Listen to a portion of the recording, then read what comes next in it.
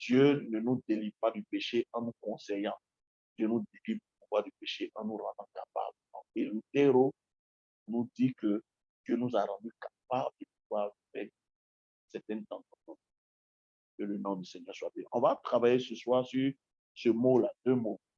Parce que quand nous ne comprenons pas le sens de certains mots dans la Bible, on passe à côté de certaines vérités. Parce que ces deux mots-là, cultiver et garder, dans l'esprit de beaucoup de personnes, ça veut dire beaucoup de choses. Ou dans beaucoup d'enseignements qu'on a reçus, cultiver et garder le jardin a trait à un certain nombre de choses. Mais ce soir, nous allons voir dans l'hébreu ce que ça veut dire. Et on va définir ça. Et quand on va définir, chacun aura la capacité de comprendre ce que Dieu est en train de dire quand il fait et garder le jardin. C'est bon? Ça peut aller? Si ça peut aller, dites Amen. Donc, on va commencer d'abord par Amen, amen. cultiver. Le mot cultiver, c'est audad. A-B-A-D. Audad. A-B-A-B-A-D. Parce que c'est important de comprendre les thèmes bibliques. C'est pourquoi souvent en théologie, on vous dit de faire une bonne observation, une bonne interprétation du texte. Ça vous permet de pouvoir trouver le sens. Voilà, c'est ça, abad. Abadé ou abad. Qu'est-ce que abad veut dire? Cultiver. Dieu prit l'homme qu'il mit dans le jardin pour le cultiver. Alléluia. Cultiver. Parce que ce soir, ce qu'on va voir, on est toujours dans la notion des sacrificateurs, mais on va voir quelque chose de particulier. Pourquoi Dieu nous a créés? Parce que si nous ne comprenons pas que l'un des buts pour lesquels Dieu nous a créés, c'est la sacrificature, il sera difficile pour nous de pouvoir prier véritablement. Parce que la prière aujourd'hui est devenue, ce n'est pas quelque chose de facultatif. La prière aujourd'hui est devenue une nécessité. Et depuis le départ, Dieu, en créant l'homme, avait déjà établi ce principe-là que nous allons voir. C'est vraiment important. Donc, Hadad veut dire garder le jardin en alignement avec le ciel. Vous voyez? Donc, la notion de cultiver n'est pas la notion d'aller tailler avec une daba ou bien planter des fleurs. Mais Hadad ici, voici la pensée que ça donne, c'est garder le jardin en alignement avec le ciel. De sorte qu'en regardant le jardin, il soit la réplique conforme du ciel. Quand Dieu, quand Dieu m'a donné cette définition, j'ai dit, ouais, Seigneur, vraiment, on a enseigné beaucoup de bêtises aux gens. On dit, Dieu a donné le jardin, il a dit, alors, il faut cultiver. Donc, l'homme est le premier cultivateur, l'homme est le premier eau et forêt, agent, comment on appelle ça, de la nature. Non, ce n'est pas dans ce sens-là. Cultiver est un thème spirituel qui veut dire garder le jardin en alignement avec le ciel. De sorte qu'en regardant le jardin, il soit la réplique du ciel. Alléluia. Amen. Oh Seigneur, il faut nous aider. Alléluia, alléluia. Pourquoi Dieu voulait que ce travail soit fait? Parce que le jardin avait été, en fait, si vous lisez la Bible, vous allez voir qu'on dit qu'il y avait un jardin en Éden. Donc, Éden n'est pas le jardin. Éden n'est pas un lieu physique. Éden est comme un temple.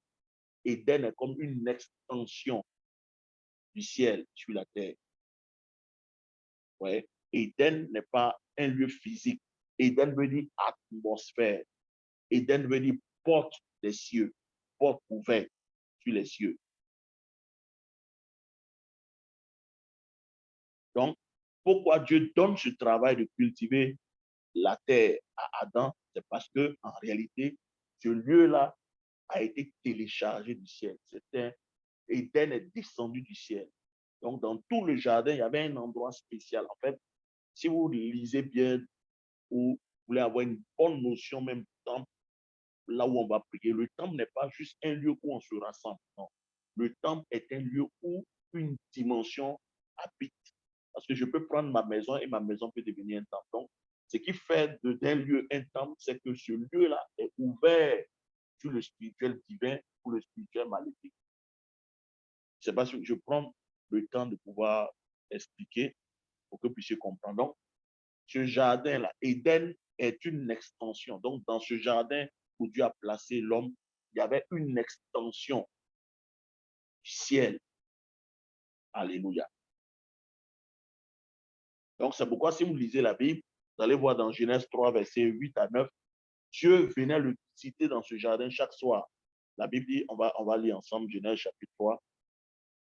Genèse chapitre 3, verset 9, on va lire.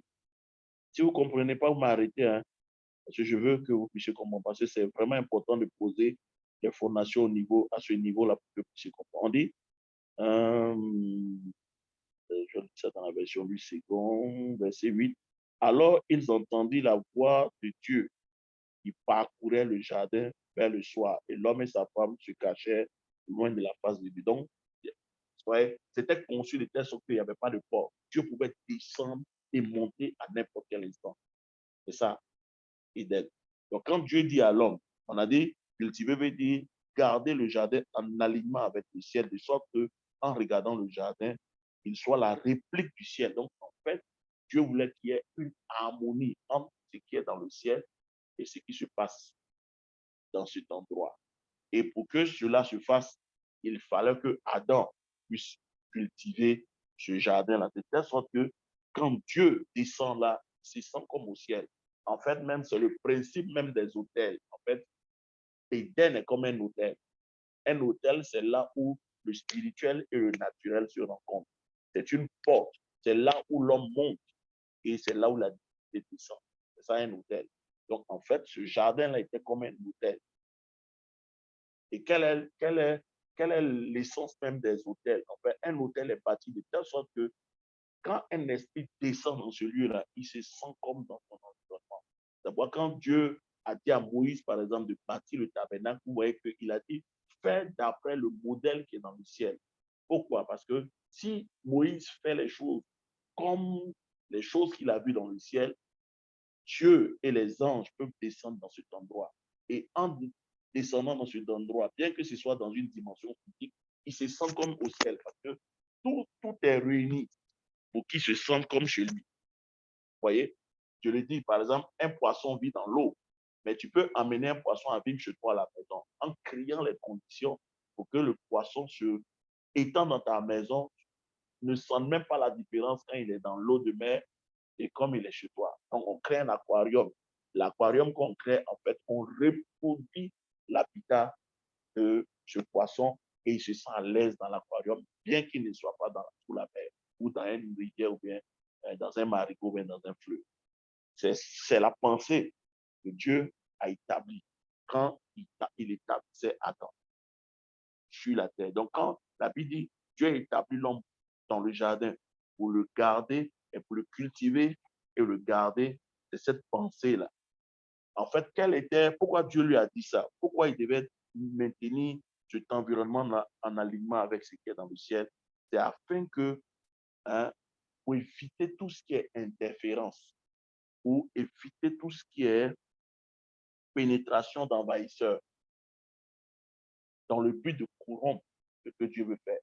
Donc, vous voyez que cultiver ici, en fait, c'est le travail du sacrificateur. Ce n'est pas juste prendre une daba, aller nettoyer, enlever les mauvaises herbes, planter les bonnes fleurs, c'est pas ça.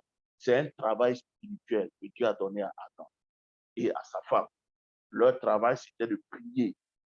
C'était des sacrificateurs. Et je vous ai dit que le travail du sacrificateur, c'est la prière. Donc, en réalité, si vous regardez, Adam n'a pas chuté parce qu'il a mangé le fruit. En réalité, Adam a chuté parce que sa vie de prière est bonne. Parce que quand Dieu lui dit cultive le jardin, tu entends de lui dire implicitement, c'est par l'activité que tu vas faire, l'activité spirituelle de la prière que tu vas faire, c'est cette prière-là qui va maintenir cet environnement-là loin des infiltrations. Ça, vous savez qu'il y a eu la guerre dans le ciel. Je vous ai expliqué une fois qu'en réalité, l'une des raisons pour lesquelles Dieu a créé l'homme sur la terre, c'est parce qu'il y a eu guerre dans le ciel. Et je vous ai expliqué ce phénomène-là ou ce principe-là dans Genèse 2, verset 4, où j'ai parlé de Toledao. Toledao veut dire que la terre est la fille du monde des esprits. Donc, si quelque chose prend naissance dans le monde des esprits, cela va finir toujours par se manifester sur la terre qui est sa fille. Donc, si je veux contaminer la terre, je ne dois pas contaminer la terre, je contamine la matrice, je contamine sa maman, comme un bébé qui est lié à sa mère par le cordon ombilical. Si je contamine la mère, je contamine le bébé. Donc, entre le ciel et la terre, il y a un cordon. Parce que le ciel est la mère du monde physique. C'est pourquoi Hébreu 11 dit, c'est par la foi que nous savons que ce qui a été créé n'a pas été fait de main d'homme, mais c'est venu de l'invisible. Donc, cette terre physique sur laquelle nous sommes est sortie de l'invisible. Et si cette terre physique est sortie de l'invisible, cela veut dire que l'invisible est la mère du monde. Donc, si je veux impacter ce monde physique, je ne m'adresse pas à ce monde physique, j'impacte la mère, j'impacte la source de ce monde physique et ce monde physique est impacté. Voilà ce que les sorciers ont compris, voilà ce que les hommes d'à côté, ceux qui ne connaissent pas notre Dieu, ont compris. Ils semblent dans leur dimension spirituelle, ils font des choses et ça arrive. Ils vont dans ce monde, ils font des programmations et ça arrive. Donc, quand Dieu a créé l'homme, vous savez qu'il a créé l'homme, mais il y a eu guerre dans le ciel. Et Dieu savait que ce qui a pris forme dans le ciel va finir par se répandre sur la terre. Donc, met l'homme et lui donne des instructions pour dire cultive et garde le jardin. Parce que je sais que, parce que si vous lisez Genèse là, vous allez voir, il dit, on va aller pour que vous puissiez comprendre. Genèse 1, regardez ce qu'il dit dans Genèse 1, 26 à 28. Il dit, puis Dieu dit, faisons l'homme à notre image, selon notre ressemblance, qu'il domine sur les poissons de la terre, sur les oiseaux du ciel, sur le bétail, sur toute la terre et sur tous les reptiles qui rampent sur la terre. Verset 27, Dieu créa l'homme à son image. Il le créa à l'image de Dieu. Il créa l'homme et la femme. Dieu les bénit. Et Dieu leur dit, soyez féconds, multipliez, remplissez la terre, assujettissez et dominez. Le terme assujetti est un terme militaire qui veut dire amené par la force. Toute rébellion. Or, vous-même, vous savez qu'il n'y avait pas de, il y avait personne qui était là. Adam était le seul. En fait, Dieu savait ce qu'il était en train de dire à Adam. Il savait qu'il y a eu une rébellion dans le ciel et ce qui prend toujours forme dans la matrice finit toujours par se manifester dans le monde. Donc, en créant l'homme, il lui donne un espace et il dit, cet espace-là, tu dois le garder de toute infiltration, de toute pénétration d'un envahisseur. Mais en réalité, si vous lisez bien la Bible, le travail que Dieu donne à l'homme, c'est le travail du sacrificateur. Donc, en fait, Adam a échoué dans le travail du sacrificateur. Voilà pourquoi Satan a pu pénétrer. Parce que si nous lisons Genèse chapitre 3, vous allez vous rendre compte qu'on dit, regardez, quand ta Bible suit avec moi, on dit, le serpent était le plus rusé de tous les animaux des champs que Dieu avait fait. Donc, le serpent n'était pas un habitant du jardin.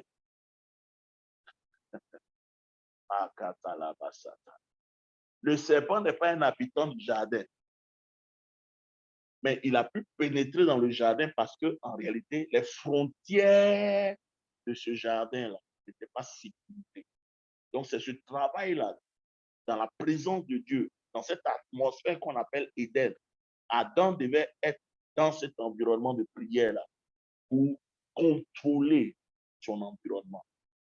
Parce que je vous envoie quelque part. Parce que si on ne comprend pas ça, on ne priera pas. Moi, j'ai dit, la prière est une activité qui est méconnue par beaucoup de personnes, mais même des prédicateurs, qui n'ont pas compris le sens même de la prière. Parce que cultiver, ce n'est pas prendre d'abat, machette, non, non. Cultiver, c'est de maintenir le jardin en alignement avec le ciel, de telle sorte que ce jardin-là soit la réplique de ce qui est dans le ciel, de telle sorte que Dieu peut descendre à n'importe quel instant dans cet endroit-là pour implémenter ou pour accomplir sa volonté, faire ce qu'il a envie de faire. Voyez, mais Adam n'a pas veillé à l'instruction que Dieu lui a donnée. Plus tard, un serpent est rentré dans cet environnement. Comment le serpent est rentré dans cet environnement sans que Adam ne le sache? En réalité, si vous lisez bien entre les lignes, Adam dormait. Et si vous regardez, vous allez voir que la Bible s'interprète elle-même. Si vous prenez par exemple Matthieu le chapitre 13, où Jésus parle de la parabole du semeur, vous vous souvenez, Il dit, un semeur a semé de la bonne graine dans son champ. Et pendant que les gens dormaient, vous voyez, l'ennemi est venu s'aimer de l'ivraie. C'est pendant que les gens dorment. Or, dans la Bible, le signe du sommeil, c'est le signe du manque de prière. C'est vraiment important. Quand vous lisez la Bible, c'est quoi dans la Bible? Jésus dit veillez et priez. En fait, le thème veiller et prier, c'est comme un garde. C'est la même expression qui est utilisée dans Habakkuk 2. Il dit j'étais à mon poste et je veillais. Mais en fait, ce poste-là, c'est la prière, en fait. C'est le ministère du sacrificateur. C'est le ministère de la prière. Donc, il ne monte pas comme... parce que la tour, c'est quand vous allez dans les camps militaires, il y a des tours, il y a des guéris où les militaires sont, et de ce poste élevé, ils ont une vue de toute la ville. De telle sorte qu'aucun ennemi ne peut venir les attaquer parce que la position dans laquelle ils sont, ils peuvent intercepter tout ennemi qui vient attaquer le royaume ou bien qui vient attaquer la ville. C'est la même pensée que Dieu donne ici quand il a créé l'homme. Donc, l'homme a été créé pour être un sacrificateur. Parce que le deuxième thème qui est garder, c'est Shama. Shama veut dire établir des lois sur le territoire dans le but de réguler, de le dominer et de répandre l'atmosphère de cet environnement. Donc, en fait, quand Dieu dit à Adam, cultive le jardin et garde-le, en fait, tout ce que tu vas faire dans ce jardin-là, c'est l'atmosphère de ce qui va se passer entre toi et moi dans ce lieu qu'on appelle Éden. C'est ce qui va te permettre de pouvoir réguler. Donc, en fait, ici, nous voyons le deuxième aspect qui est l'aspect législation. Vous voyez, c'est les lois que je vais te donner au lieu de l'intimité qui va te permettre de gérer cet environnement. Mais en réalité, ce n'est pas seulement de gérer l'environnement, mais l'atmosphère avec laquelle tu vas sortir de cet environnement-là, cette atmosphère qui va dominer tout le jardin. C'est pourquoi si vous regardez bien, on dit qu'il y avait 4 fleuves qui sortaient de ce jardin. Si vous jumelez cette image-là avec Ézéchiel 47, vous allez voir que Ézéchiel 47 dit qu'il y avait l'eau qui sortait depuis le trône du temple. Et cette eau-là se répandait partout. Et partout où cette eau se rassemblait, qu'est-ce qui se passait? Tout revivait. Les poissons de la mer reprenaient vie. C'est la même image que nous voyons ici. Donc, de cette intimité-là, va sortir quelque chose, une atmosphère qui va couvrir toute la terre, de telle sorte que la terre soit la réplique conforme de ce qui est dans le ciel. Voilà la pensée de Dieu. Mais pour que cela soit, il fallait que Dieu établisse un homme dans le ministère de la sacrificature, c'est-à-dire la prière. Parce que ce soir, je vais te parler des gardiens. Alléluia. Donc, dans la sacrificature, il y a plusieurs ordres. Ce soir, je te parle de l'ordre des gardiens. La fois dernière, on a parlé juste des sacrificateurs, ce qu'un sacrificateur, sa prière peut faire. Mais ce soir, je te parle maintenant de l'ordre des gardiens. Parce que dans la sacrificature, il y a plusieurs ordres. Ce soir, je vais te parler des ordres des gardiens. Donc, Adam était un gardien. La preuve, c'est que quand Adam a désobéi, vous vous souvenez que Dieu va le chasser du jardin, n'est-ce pas? Mais Dieu va faire quoi? Dieu va mettre un chérubin protecteur. Pour vous montrer que la fonction que Adam avait n'était pas une fonction physique, c'était une fonction spirituelle. Donc, un chrétien qui prie, non seulement il a le contrôle sur son environnement, il a le contrôle sur sa vie, parce que toi-même, ta vie est un environnement. Tu as le contrôle sur ta famille, tu as le contrôle sur le pays. Donc, vous voyez que la prière est ce qui détermine ce qui se passe dans notre environnement. Donc, s'il y a des choses qui ont pénétré nos familles, s'il y a des choses qui ont pénétré notre territoire, s'il y a des choses qui sont rentrées même dans notre corps, ça veut dire que nous n'avons pas été des vrais gardiens. C'est pourquoi Jésus dit, veillez et priez afin que vous ne puissiez pas tomber dans la tentation. Vous voyez, il n'y a pas de demi-mesure. Dans le spirituel, il n'y a pas, soit tu pries ou tu ne pries pas. Soit tu es un homme de prière, soit tu n'es pas un homme de prière. Il n'y a pas de demi-mesure. C'est pourquoi Jésus dit, si tu n'es ni chaud ni froid, il n'y a pas de position intermédiaire. Soit tu es chaud, soit tu es froid. Il n'y a pas de chaud-froid en même temps. Non, non. Soit tu pries, soit tu n'es pas un homme de prière. Or, si tu n'es pas un homme de prière, tu ne pourras pas comprendre la pensée de Dieu dès le départ. Donc, toute infiltration dans la sphère physique était déjà proscrite par Dieu si Adam avait tenu son rang dans la prière. Voilà pourquoi un homme qui ne prie pas, il perd ses territoires. Et aujourd'hui, l'Église est en train de perdre ses territoires. Voilà pourquoi la mort est à nos portes. Voilà pourquoi la mort est partout. La déchéance est dans nos murs, dans nos familles, parce qu'en réalité, le travail de sacrificature ne se fait pas. Les chrétiens n'ont pas compris que ce n'est pas une armée qui veille, ce n'est pas une armée qui garde une ville. C'est les intercesseurs, c'est les sacrificateurs. C'est le ministère de la prière qui peut permettre à Dieu de ne pas, ou qui peut permettre que l'ennemi ne rentre pas.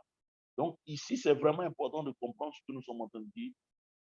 Adam n'a pas chuté parce qu'il a mangé. Adam a chuté parce qu'il a failli. Parce que en hébreu même, le mot prière, c'est la présence de Dieu. En fait, un homme qui prie, c'est un homme qui connaît la présence. Un sacrificateur est un homme qui connaît la présence de Dieu. Donc, quand un homme ne prie pas, ça veut dire qu'il n'a pas la compréhension de ce qu'on appelle la présence. Donc, Adam, à un moment donné, il a failli dans sa mission, comme dans Matthieu 13. Les gens commençaient à dormir. Et c'est le sommeil des sacrificateurs. Parce que quand on parle dans la Bible du sommeil, on parle du manque de prière qui a permis à l'ennemi de glisser. Donc, qu'est-ce que Satan a fait aujourd'hui dans nos vies? Qu'est-ce qu'il a fait dans ta famille? Qu'est-ce qu'il a fait dans ton environnement? Qu'est-ce qu'il est en train de faire dans nos églises aujourd'hui? C'est la preuve que les sacrificateurs dorment. Or, je vous ai dit, les sacrificateurs sont la sécurité d'une génération. Frère, ce n'est pas la multiplication d'églises qui est la sécurité d'un territoire. Ce n'est même pas la multiplication des pasteurs qui est la sécurité d'un territoire. La sécurité d'un territoire sont les sacrificateurs. Là où il n'y a pas de sacrificateurs, je vous ai dit lundi passé, les plans et les desseins de Dieu ne peuvent pas s'accomplir. Là où il n'y a pas de sacrificateur, Dieu ne peut pas faire dérouler son plan. Voilà pourquoi si vous lisez même Apocalypse 1, verset 11, il dit, je vais lire, vous allez voir. Est-ce que quelqu'un me suit ce soir? Frère, c'est vraiment important que Dieu nous aide à comprendre la parole de Dieu. La parole de Dieu est tellement importante. Genèse 1, 11. Genèse 1, 11. Il dit, puis Dieu dit que la terre produise de la verdure, de l'herbe portant de la sémence, des arbres fruitiers donnant du fruit selon leur espèce et ayant en eux leur sémence sur la terre. Et cela fut ainsi. Maintenant, allons dans Genèse 2, vous allez voir. Regardez ce que Genèse 2 dit. Genèse 2 à partir du verset, voilà. On dit, je vais aller à partir du verset 5. On dit, aucun arbuste des champs n'était encore sur la terre et aucun arbre des champs ne germait encore, car l'Éternel Dieu n'avait pas fait pleuvoir sur la terre et il n'y avait point d'homme pour cultiver le sol. Regardez, ça veut dire quoi? Dans le spirituel, c'est établi, mais dans le naturel, ce n'est pas établi parce qu'il manquait un homme. Vous voyez? Dieu dit dans Genèse 1, verset 11, que la terre produise des fleurs, des arbres. Cela fut ainsi. Mais au chapitre 2, on dit aucun arbuste. Mais pourquoi? Ça ne veut pas dire que, en fait, Dieu a parlé. Ce que Dieu dit dans le spirituel est établi. Mais pour que ce que Dieu a dit dans le spirituel soit établi dans le naturel, il faut qu'un homme se lève. Vous voyez, non? C'est l'homme qui vient implémenter, qui vient amener à l'existence par le ministère de la sacrificature, qui vient amener à l'existence ce que Dieu a dit dans le spirituel. Donc, quand on regarde aujourd'hui la situation du monde, la situation de l'Église, ça veut dire que, frère, tout ce que nous sommes en train de vivre, ça veut dire que ce ministère-là n'existe pas. Or, le dernier message que Jésus a donné à l'Église avant de partir, c'est quoi? Veiller et prier afin de ne pas tomber. Donc, un homme qui ne prie pas, en réalité, est un homme qui ne sécurise pas son territoire. Quand je parle de territoire, non, il y a le territoire d'abord personnel, il y a le territoire sur lequel Dieu t'a établi, il y a le territoire même familial. Donc, tout ce qui est rentré dans nos familles a été du fait qu'il n'y avait pas de sacrificateur dans cette famille. Voilà pourquoi Dieu nous met à cœur Parce que frère, nous sommes entrés dans une saison où les choses bizarres vont commencer à arriver dans le monde. Le monde dans lequel nous sommes en train de... Je vous ai dit, selon, et je vous avais donné Zacharie 14, où il dit, c'est un jour bizarre. Un jour, il fera nuit, en même temps, il fera jour. Donc, on a cette tendance-là aujourd'hui dans le monde dans lequel nous sommes. On est dans les temps où il fera jour, c'est-à-dire, en même temps, il y a des possibilités, mais en même temps, c'est une année où il y a deux tendances. Tendance des ténèbres, en même temps, tendance de lumière. Les deux vont marcher ensemble. Comme tout à l'heure, je parlais avec moi, et après, je parlais de la terre promise. C'est la terre qui est promise, mais en même temps, il y a les géants. C'est les deux tendances cette année. La lumière, la bénédiction, mais en même temps, le jugement et les ténèbres. Mais si nous voulons si nous voulons pas voir les ténèbres prendre le dessus, il faut que dans ces temps de la fin, tu restaures le ministère de la prière. Parce que c'est le dernier message que Jésus a donné à l'Église. Et aujourd'hui, l'Esprit de Dieu est en train de mettre une emphase vraiment sérieuse sur le fait que nous devons prier. Nous devons nous lever dans la prière pour retrouver ce ministère-là. Parce que je vous dis, ce n'est pas Dieu qui descendra pour le faire. Si l'Église ne prie pas, l'infiltration des ténèbres sera encore plus dense. Parce que c'est la prière des saints qui fait que, c'est pourquoi à Babylone, Daniel était combattu parce que ses prières empêchaient certaines choses de se manifester. Et vous avez vu même que c'est la prière d'Esther et des Juifs qui ont annulé le décret de mort de Haman. Aujourd'hui, il y a tellement de décrets qui se font. Donc, à ce niveau-là, si tu as compris, mais Amen, c'est important. Donc, je reprends. Adam a chuté à cause de son manque de prière. Il dormait, il a failli à sa mission de sacrificateur. Voilà pourquoi le ministère de la sacrificature est un ministère de préservation. Dieu dit cultive et garde le jardin. Parce que Dieu savait qu'il y avait des interférences, qu'il allait avoir quelqu'un qui allait vouloir entrer dans ce milieu-là. Mais par la prière, les frontières territoire devait être délimité, gardé par la prière. De la même manière qu'on a des frontières et il y a des militaires, il y a des postes de police à la douane qui ne permettent pas n'importe quoi de rentrer dans nos nations. De la même manière, dans le spirituel, tu as établi des choses comme ça. Donc, quand vous voyez un territoire qui est infiltré par la mort, un territoire qui est infiltré par la maladie, ça veut dire qu'au corridor, il y a un problème. Vous savez, frère, les choses spirituelles sont réelles. Les choses spirituelles sont réelles. En réalité, rien ne peut rentrer dans ton territoire sans que tu ne le saches. Et c'est pourquoi aujourd'hui, quand vous regardez même les nations opérer, c'est ce qui se passe. Aujourd'hui, rien ne peut rentrer dans l'espace aérien des États-Unis ou de la France sans que les radars le détectent. Mais ils ont appris ça où? C'est les choses spirituelles. Or, aujourd'hui, là, le ministère de la prière est tellement relégué au second rang que toutes sortes de choses peuvent rentrer. Et nous ne voyons même pas cela arriver. Or, je vous ai dit ici, dans 1 Samuel chapitre 7, que la présence de Samuel sur le territoire, la Bible dit, à cause de la présence de Samuel, aucun ennemi n'a pu entrer dans le territoire d'Israël. On dit du vivant de Samuel, on va lire. Oh frère, il faut que Dieu nous aide à revenir à ce ministère important. Aujourd'hui, la seule chose que j'ai envie de faire, c'est de m'enfermer et de prier. On dit les hommes d'Israël sortis de Mitzpah poursuivirent les Philistins, 1 Samuel 7, à partir du verset 11, et les battit jusqu'au dessus de Beth-Ta. Verset 12, Samuel prit une pierre, il plaça en Mitzpah et Shed, et il appela du nom d'Ebenezer en disant, jusqu'ici, l'Éternel nous a secourus. Verset 13, on dit, ainsi, à cause de cette pierre sur laquelle Samuel a mis l'huile, ainsi, les Philistins furent humiliés et ne viennent plus sur le territoire d'Israël. La main de l'Éternel fut contre les Philistins pendant toute la vie de Samuel. Frère, my God, la présence d'un homme de prière, un sacrificateur sur le territoire, a fait que la main de l'Éternel était sur les ennemis d'Israël.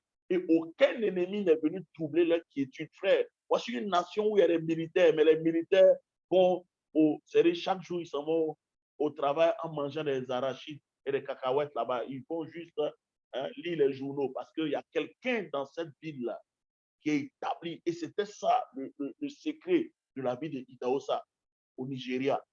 Dieu l'avait tellement établi sur la nation dans la prière que, frère, aucun président, aucun sorcier ne pouvait faire certaines choses en Israël, au Nigeria. Dès que quelqu'un fait quelque chose net, le monsieur, il dit ça, ça ne se passera pas. Et effectivement, les gens ont commencé à avoir peur. En fait, lui, là, c'était le gardien de la vie. Donc, ce soir, tu vas prier pour que Dieu fasse de toi le gardien. Frère, ça veut dire que si Dieu te lève au stade de gardien, parce que j'ai donné, il y a cinq ordres dans le ministère des gardiens. Ce soir, je vais te donner un ordre et puis par la grâce de Dieu, on continue. Parce que ici, j'essaie de simplifier les choses pour que les gens comprennent. Parce que je ne mets pas tout à votre disposition parce qu'il y a des choses que ça entraîne en fait. Et je vous donne le plus simple, des choses que vous pouvez gérer afin que après vous puissiez monter au fur et à mesure, parce que c'est une école. Dans une école, il y a plusieurs cycles. Voilà. Donc, souffrez que quand je fais des choses, je vous donne juste des choses du premier cycle. Parce que ce n'est pas de donner, donner, donner aux gens, de donner, donner aux gens. Non. Il faut d'abord apprendre à maîtriser ce qu'on met à ta disposition. Parce que si je mets tout à ta disposition, à un moment donné, tu ne pourras pas quoi faire avec. Et je le remarque, il y a beaucoup de gens qui ne font rien avec ce qu'on leur donne parce qu'ils ne savent pas comment utiliser. Or, si on met juste entre tes mains un et que tu commences à multiplier, ça va multiplier, tu vas grandir. Et quand tu maîtrises le 1 qu'on t'a donné, on peut te donner maintenant les deux. Ce n'est pas parce que je vous ai dit, une des caractéristiques de la vérité, ce n'est pas l'information qu'on vous donne.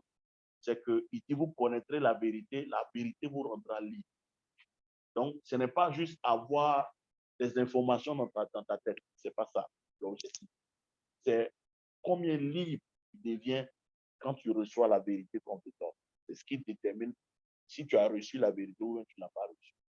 Donc, si tu dis que tu reçois et que ça ne produit pas de liberté dans ta vie, quand je parle de liberté, ici, je ne parle pas d'argent, je ne parle pas des choses matérielles. Non, spirituellement parlant, ça te donne une certaine liberté d'interagir avec Dieu, de faire un certain nombre de choses. C'est ça. On peut jauger de telle personne à la vérité. Donc, vous voyez que c'est vraiment important ce que nous sommes en train de dire. Donc, on va continuer. Donc, ici, Adam n'a pas chuté, comme je l'ai dit, parce qu'il a mangé. Il a chuté parce qu'il n'a pas tenu son poste. Il n'est pas resté à son poste. Comme Habakkuk l'a dit, je veux qu'on lise Habakkuk 2. Il dit, j'étais à mon poste et je veillais. Veiller ici, ce n'est pas parce que beaucoup de gens ne comprenant pas la parole de Dieu, veiller. Veiller, prier, pense que c'est de faire. Non, non, non.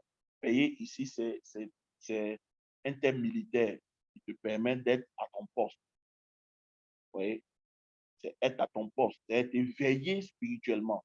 Or, un chrétien qui ne prie pas n'est pas éveillé spirituellement. Donc, l'ennemi peut le surprendre. C'est pas, ouais, même à Gethsémane, vous vous souvenez que quand Jésus a dit, venez faire 1 heure de prière avec moi, la Bible dit, ils étaient assoupis. Une fois, il est venu les trouver, il dit, je vous ai dit de veiller avec vous, vous êtes en train de dormir. Ils se sont réveillés, maître, excuse-nous. Jésus est allé une deuxième fois. Il est venu les retrouver en train de dormir. La troisième fois, il est revenu. Ils ont voulu se lever maintenant pour prier. Jésus dit non, c'est plus la peine de dormir. L'ennemi est déjà là. Donc, vous voyez que souvent, le manque de prière, quand nous ne tenons pas notre poste, nous permettons à l'ennemi de nous infiltrer. Or, et c'est là maintenant qu'on commence à faire des combats. Or, les combats là, on les fait pour ne même pas permettre à l'ennemi de rentrer. Parce que c'est ça la notion de la prière. Habakkuk chapitre 2. Regardez ce qu'il dit. Il dit, j'étais à mon poste et je me tenais sur la tour. Donc, il dit, j'étais à mon poste et je me tenais.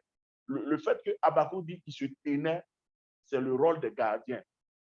Un gardien, il monte.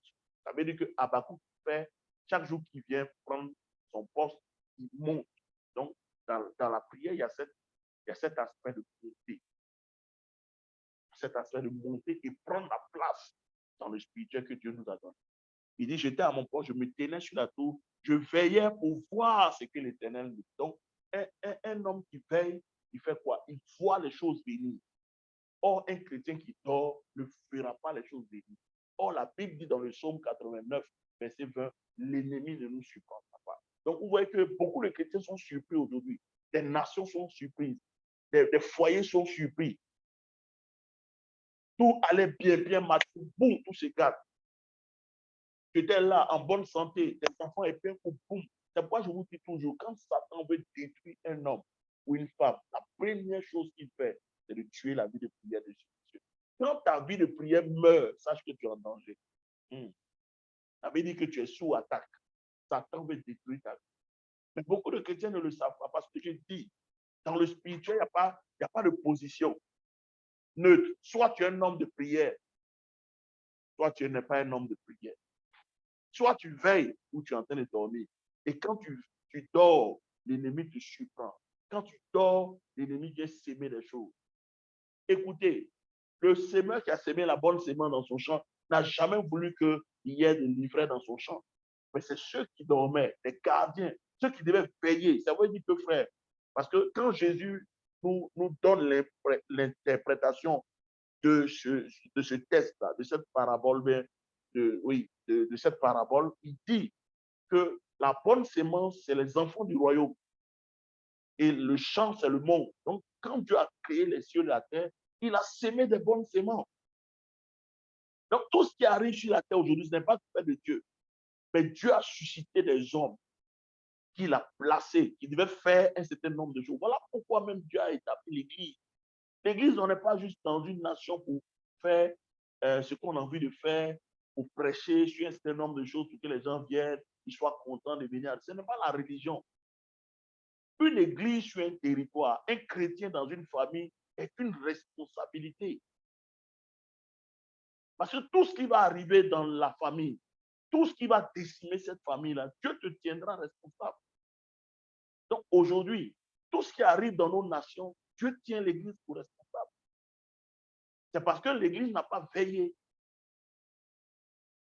Et quand je parle ici des sacrificateurs qui sont des gardiens, vous allez voir que je vais spécifier. Ce n'est pas seulement des gens qui prient. Tu peux être gardien. Dieu peut t'établir comme gardien dans une société. Tu peux être un député parce que les chrétiens sont dans toutes les sphères de la société. Dans ces sphères-là, Dieu peut te donner d'être un gardien et d'influencer la politique qui se fait dans cet endroit-là pour ne pas que les gens prennent des décisions ou des législations qui vont soit nous favoriser ou nous défavoriser. Mais regardez, aujourd'hui, dans les corridors comme la politique, il n'y a pas de chrétiens, il n'y a pas de gardiens là-bas. Donc, les gens peuvent nous imposer toutes sortes de choses parce que l'Église n'est pas en train de jouer son rôle. C'est pourquoi il dit, vous êtes le sel de la terre. Et c'est là-bas que Adam a échoué.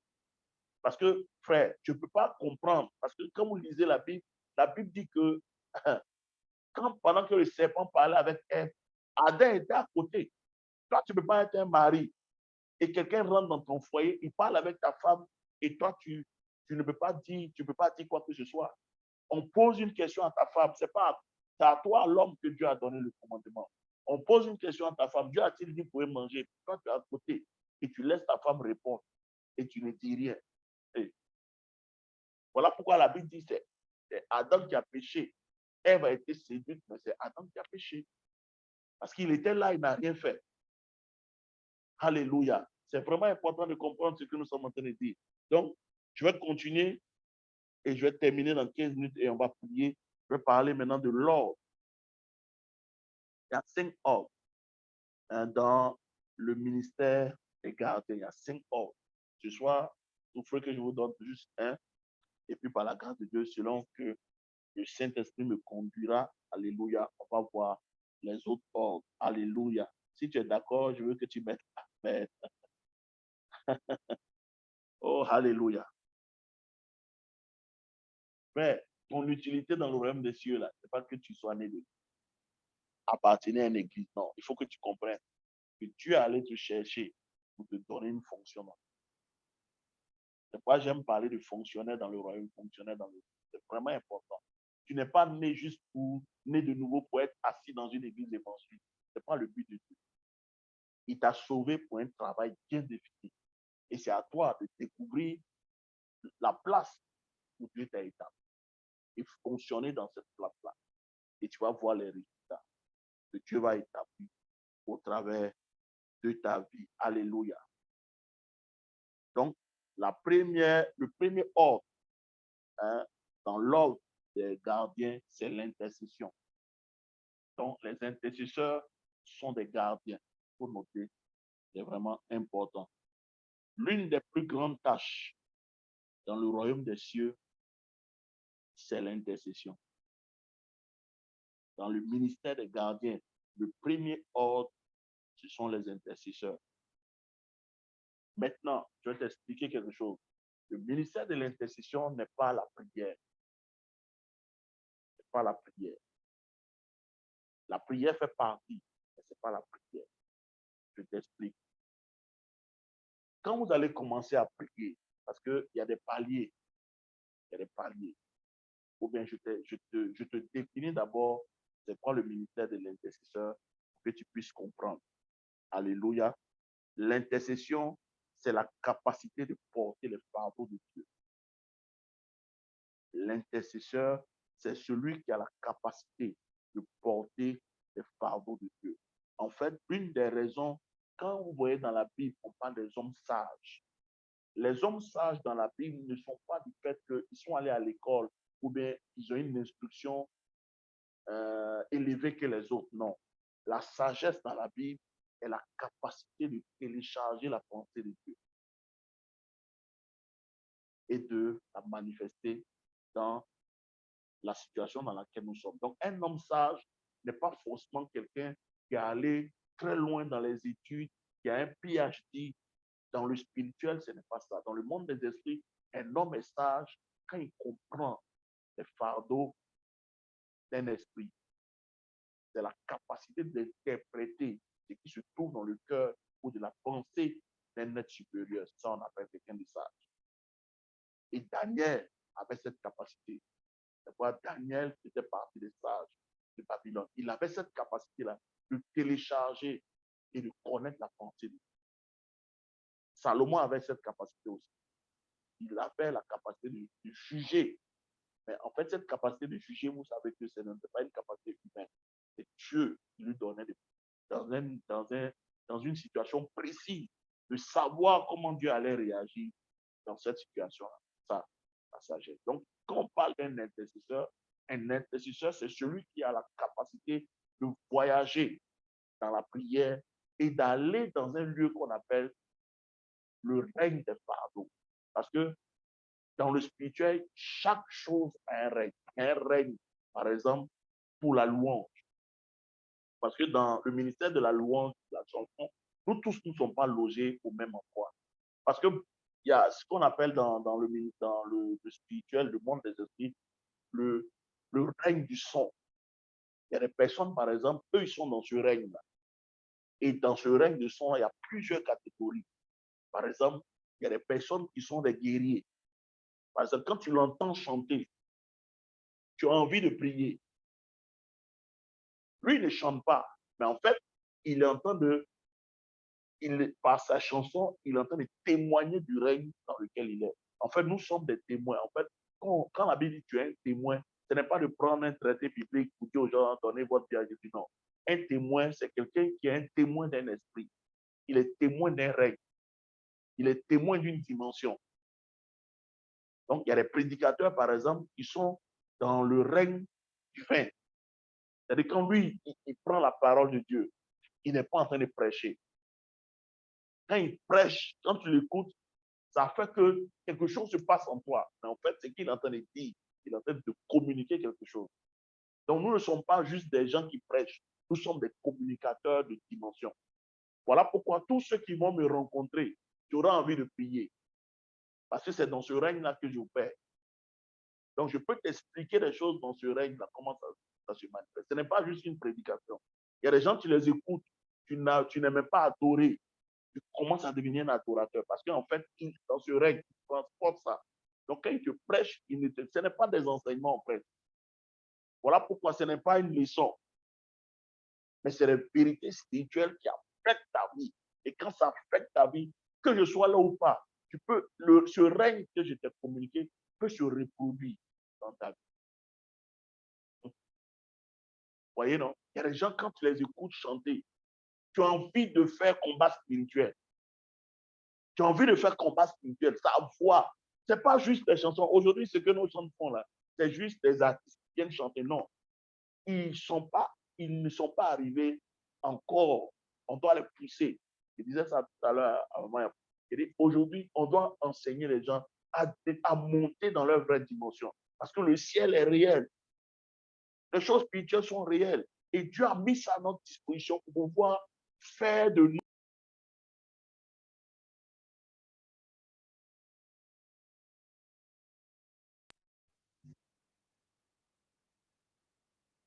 Ouais, Dieu a mis ça pour soi ses témoins. Vraiment important, frère. Quand tu comprends ces choses-là, donc l'intercesseur, quand tu vas commencer à prier, ce n'est pas là que l'intercession commence. Tu vas commencer d'abord à te faire prier. Prier, prier, prier, prier. Tu peux prier des années. Prier des années sans être un intercesseur. Donc, il faut faire la nuance. C'est pas que quelqu'un qui prie n'est pas un intercesseur. C'est quelqu'un qui a les fardeaux de Dieu qui est un intercesseur. Parce que quand Dieu a les fardeaux dans le ciel, il cherche des personnes. Et ces gardiens-là, ils sont rares, ils sont très rares. On n'en trouve pas beaucoup. Parce que celui qui est gardien peut vivre avec un fardeau pendant des années. Dieu peut mettre un fardeau sur toi. Et sur ce fardeau-là, tu peux le traîner des années en train de prier et ce fardeau ne te laisse pas. Parce que c'est ça un intercesseur. Dieu partage ses fardeaux avec les personnes. Donc, ce n'est pas le fait de dire, bon, on va réunir les gens, on va prier, on va réunir les gens, on a prié, on a prié, on a prié. Non, non, non, non, non, non, non, c'est pas ça. Dieu a des fardeaux dans le ciel. Voilà pourquoi souvent, quand tu es un intercesseur, tu es couché. Et que Dieu veut faire quelque chose où il y a une urgence, Dieu peut venir te réveiller. Dieu peut te réveiller. En fait, un intercesseur, il est dans l'ordre des gardiens. Parce que c'est le premier ministère que Dieu établit sur le territoire, c'est les intercesseurs. Eux, leur rôle, c'est de capter les fardeaux de Dieu sur le territoire. Dieu peut mettre les fardeaux dans leur cœur. Et le fardeau est dans son cœur. Voilà pourquoi les gens ont l'impression que quand tu es un intercesseur, tu n'avances pas vite. En fait, ce n'est pas. En fait, ouais, les gens quantifient aujourd'hui la prière au matériel que tu as. Il a des belles voitures. Non. Parce que les fonctionnaires du royaume, là, toi, ce qui t'intéresse, ce n'est pas le matériel, ce n'est pas les choses naturelles. Je vous dis, ceux qui pensent que prier, c'est recevoir les choses matérielles, vous vous trompez. Parce que si vous prenez, par exemple, la prière du tabernacle, quand vous rentrez dans le tabernacle, il y a 4 portes. Parce que dans le ciel, ou oui, dans le royaume, il y a des portes. Et derrière les portes sont cachées les bénédictions. C'est pourquoi on a mis les portes là dans la cour extérieure. C'est l'entrée. Donc, en fait, quand quelqu'un prie et commence à avoir des résultats, tu n'es même pas encore entré dans le lieu saint. Tu es au niveau de la porte. C'est ce qu'on appelle la cour extérieure. Et cette cour extérieure-là est dirigée par la lumière du soleil. Mais tu vas voir que quand tu passes la porte et que tu avances un peu dans la cour, la première chose que tu rencontres, c'est l'autel des reins, l'autel des sacrifices. Parce que Dieu dit, tout ce que tu as eu à la porte, avec lequel tu es rentré, ne peut pas rentrer dans le lieu saint et dans le lieu très saint. Ça doit mourir là. Parce que là-bas où tu vas, là, c'est pourquoi tu vois que tout le monde n'arrive pas dans le Saint des Saints, parce qu'en réalité, il y a différents types de chrétiens qui viennent prier. Il y a des chrétiens qui viennent prier parce qu'ils veulent les choses. Et il y a des chrétiens qui veulent prier parce qu'ils veulent le rencontrer. Vous voyez la différence? Donc, quand tu rentres dans le tabernacle, la première chose, tu passes par la porte. Donc, c'est pourquoi Jésus dit, demandez, on vous donnera. Ça, c'est le premier niveau. Mais en fait, quand on t'a donné, ça ne veut pas dire que tu es rentré. Ah, là-bas. Ça ne veut pas dire que tu es rentré. On t'a donné, tu es parti. C'est pourquoi si un chrétien reste dans la cour extérieure, il ne deviendra rien. Dieu ne peut pas vivre avec lui. Dieu ne peut rien faire avec lui. Ce type de chrétiens sont un gâchis pour le Seigneur. Parce que tout ce qui les intéresse, c'est les choses matérielles. Dieu va t'en donner. Il va t'en donner, tu vas jouir de ça, mais en réalité, tu n'auras pas de place dans son plan. Or, ce qui fait qu'un chrétien est important aux yeux de Dieu, je vais te montrer tout à l'heure, c'est quand il commence à opérer dans ces choses que je suis en train de vous partager. C'est pourquoi je prie pour quelqu'un ce soir. Il faut que tu sortes des chrétiens qui cherchent les choses. Il faut que tu rentres. Parce que quand tu es rentré par la porte, le premier que tu vas voir, c'est les reins, l'autel et puis la cuve pour te laver. Parce que Dieu doit finir avec toi. Donc, quand quelqu'un commence à prier d'abord, la première chose que Dieu fait, c'est de te tuer de toutes tes ambitions. L'autel va finir avec tes ambitions. Parce que Dieu sait, si tu le cherches réellement, il va se laisser trouver par toi. Mais il va jauger d'abord ta motivation. Est-ce que tu viens là parce que tu me veux ou tu veux les choses? Si tu veux les choses, il va te donner. Mais il ne fera rien avec toi. Donc, la première chose, c'est pourquoi la Bible dit, Jésus, quand il priait, l'aspect de son visage a commencé à changer. Il fut transfiguré. C'est au lieu de la prière que Dieu te transforme. C'est pourquoi un homme qui ne prie pas, il n'y a pas de transformation dans sa vie. Parce que la première chose que tu rencontres quand tu commences à prier, c'est l'autel, où Dieu tue tes ambitions, où Dieu tue tes envies, où Dieu tue tout ce qui est en toi, afin de te permettre maintenant d'entrer dans le lieu saint. Alléluia. Karabasata. Quand tu rentres maintenant dans le lieu saint, là-bas, c'est la lumière du Saint-Esprit, la lumière du chandelier. C'est-à-dire ta vie maintenant est soumise. Tu rentres dans ce qu'on appelle le gouvernement de Dieu, où le Saint-Esprit commence à conduire ta vie. Mais entre le chandelier et le lieu très, très saint, il y a ce qu'on appelle l'autel des parfums. Parce que selon la tradition hébraïque, le sacrificateur, quand il entrait là-bas, il ne pouvait pas ouvrir le voile de lui-même. En fait, le voile là ne s'ouvre pas. Parce que dans le lieu très, très saint, il n'y a pas de place pour la lumière là-bas. Même la lumière du chandelier n'arrive pas là-bas. C'est une place où il y a le noir total. Parce que la lumière du soleil, ça c'est dans la cour extérieure. La lumière comment on appelle ça, de la lampe, qui est le Saint-Esprit, c'est dans le lieu saint. Mais dans le lieu très saint là-bas, c'est la Shekinah. Mais c'est un lieu qui est dans le noir total. Mais c'est l'autel des parfums, qui est l'autel de la prière. C'est la prière, l'encens. Parce que la Bible dit dans nos prières montent au ciel, pas sous forme de parole, mais sous forme d'encens. C'est pendant que le sacrificateur est à cet autel-là que soudainement, paf, la porte s'ouvre et non. Ce n'est pas lui qui ouvre. C'est pas vrai que quand Jésus est mort, la Bible dit Dieu a déchiré lui-même le temple, hein, le rideau, parce que personne ne peut rentrer là-bas.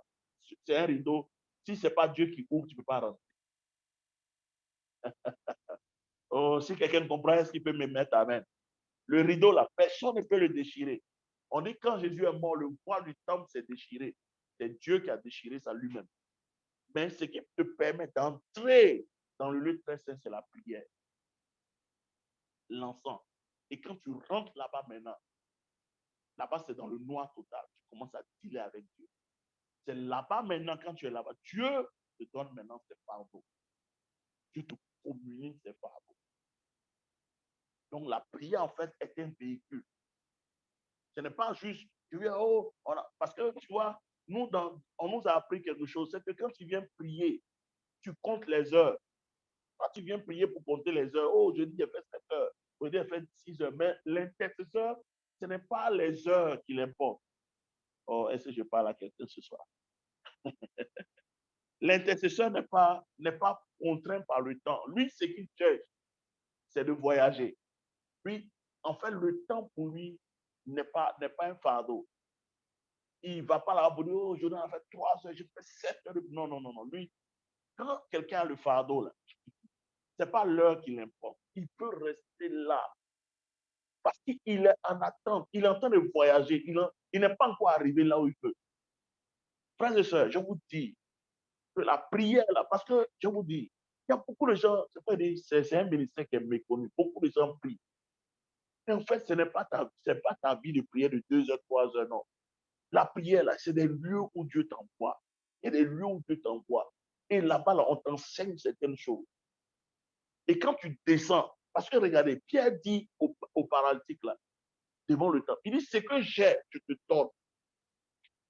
Ce que j'ai, je n'ai ni or ni argent, mais ce que j'ai, je te donne. En fait, ta vie de prière doit t'amener dans une dimension où ta vie de prière produit des choses que tu peux utiliser dans ta marche chrétienne de tous les jours. Par exemple, quelqu'un a eu un problème, c'est urgent, et on t'appelle. Mais si tu es quelqu'un qui comprend le ministère de prière et que tu es déjà arrivé dans certains lieux, Dieu peut te dire, voilà la solution pour que le monsieur la sorte de cette situation de mort.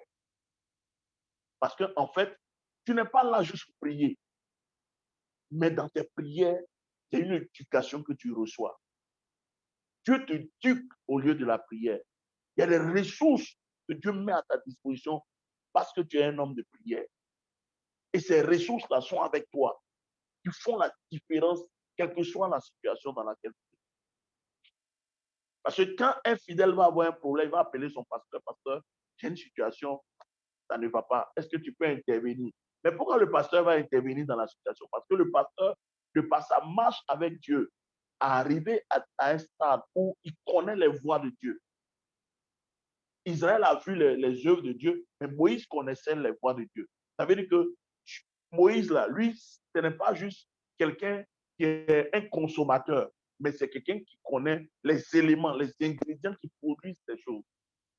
Or, aujourd'hui, dans nos églises, on a beaucoup de chrétiens qui prient, mais ils n'ont pas appris que dans la prière qu'ils sont en effet, dans le ministère de la prière qu'ils ont, il y a des ingrédients que Dieu leur enseigne, qui leur permettront de produire certaines choses quand ils seront en face de difficultés. C'est pourquoi vous pouvez voir les gens comme les Samuel. Samuel, c'est un sacrificateur. Il prend une pierre, il met de l'huile sur la pierre. Paf, les ennemis ne viennent plus dans le pays. Lui, il a appris quoi? C'est ça le ministère de la sacrificature. Ce n'est pas juste de prier. Non, c'est une école. La prière est une école où on apprend beaucoup de choses. Les gens comme les Moïse, là, ils descendent. Dieu dit, mets ton pied ici et lève le bâton. Il met le pied. Mais pourquoi c'est dans ce lieu-là que Dieu lui montre de mettre le pied? Pour lever le bâton. Ça veut dire qu'ils comprennent certaines choses. Frère, non. Je vous assure, si on ne monte pas dans la dimension, on est mort. Hein? Parce que la fois dernière, je lisais un texte où Samuel a fait descendre la pluie en temps de sécheresse. Il a fait descendre la pluie. Est-ce que dans nos villages, là, il n'y a pas de femmes qui font ça? Quand les funérailles et puis il pleut, on voit les femmes là, elles se mettent sous la pluie. Elles commencent à marmonner les choses. La pluie s'arrête. Regardez la dimension de ces sorciers-là. Et toi, tu es un enfant de Dieu. Ah, frère. Vous jouez, hein? Dans nos villages, il y a des gens qui commandent le tonnerre. Et puis, le tonnerre tue des gens. J'ai dit, dans le domaine de l'esprit, là, c'est une éducation. Le Saint-Esprit doit nous éduquer. Sinon, j'ai dit, là où on va là, les gens vont nous manger cuit. Vous avez vu le combat Élie et les prophètes de Baal. Ce n'est pas de l'amusement. Les prophètes de Baal ont invoqué votre Dieu. Ils ont fait leur sac, ils ont fait leur hôtel. Baal ne répond pas. Mais Élie arrive. Une seule phrase. Il compose un certain nombre de choses. Il fait une phrase. Boum, le feu descend. Feu descend physiquement du ciel. C'est pas on dit. C'est descendu physiquement du ciel. Ça a consumé l'Holocauste. Et ils ont attrapé les prophètes de Baal et les ont égorgés. C'est ça, sacrificateur. Et je vous ai montré que Élie était un sacrificateur. Avant d'être un prophète, il était un sacrificateur, un homme de prière. Donc, les hommes de prière sont les gens à qui Dieu donne accès à certains secrets. Frère, je te dis, si tu es chrétien, que tu es au stade de la grâce, Seigneur, donne-moi ceci, tu ne grandiras pas et tu ne seras pas fonctionnaire du royaume. Parce qu'en réalité, c'est au fils qu'on donne le royaume. Et quand on dit fils, là, les fils, ce n'est pas ce qu'on voit aujourd'hui, non, ça c'est ma fille spirituelle, c'est mon père. Non, non, non, non, non, non, non. Ce n'est pas ça la notion de fils. Un fils, c'est celui qui comprend comment le monde fonctionne. Un gars comme Josué est un fils. Il peut parler au soleil et le soleil s'arrête. Il dit, soleil, je t'interdis de te coucher. Et le soleil est coupe. C'est ça qu'on appelle les fils. C'est des gens qui ont atteint une certaine dimension, un certain rang dans leur marche avec Dieu. Ils sont des citoyens, des fonctionnaires du royaume qu'ils représentent.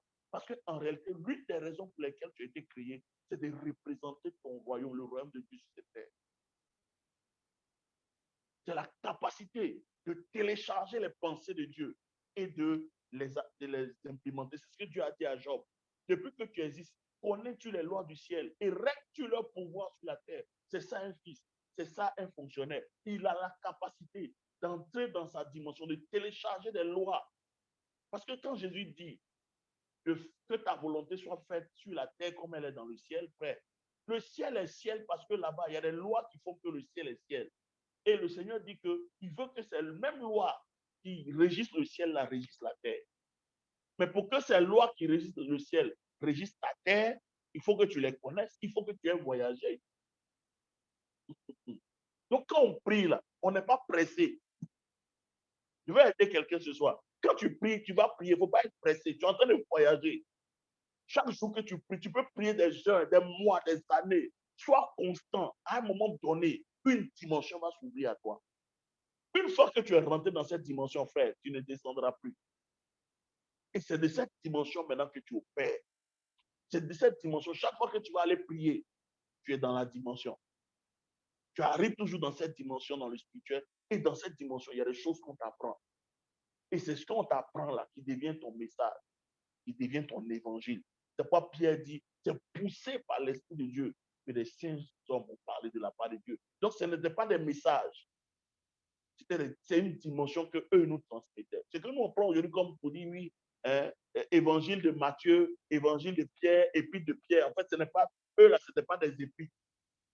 C'est dans les lieux où ils sont allés qu'ils ont téléchargé ces choses-là, qu'ils ont mis par écrit. Donc, quand tu lis là, ce n'est pas juste un verset de la Bible que tu es en train de lire. Tu es en train de lire une dimension.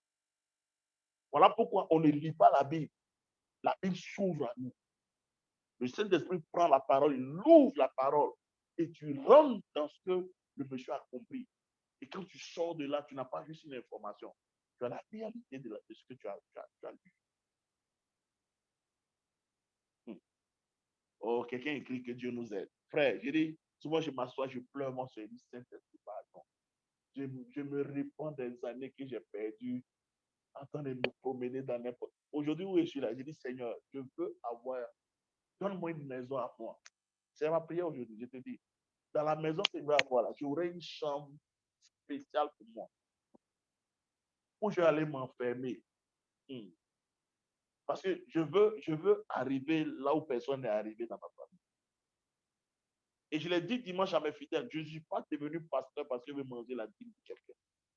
Je suis devenu pasteur parce que je crois en quelque chose. J'ai une faim dans mon cœur aujourd'hui. La seule chose que je veux, c'est Dieu. C'est Dieu que je veux rencontrer. Il faut que je pousse.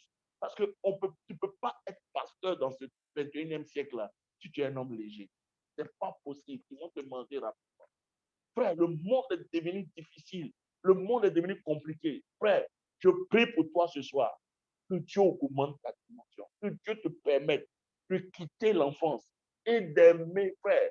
Je dis, c'est que je suis en train de dire, en fait, je suis en train de provoquer quelque chose dans ton cœur. Je suis en train de provoquer quelque chose dans ton cœur pour que tu désires plus Dieu. C'est ça l'école de l'esprit.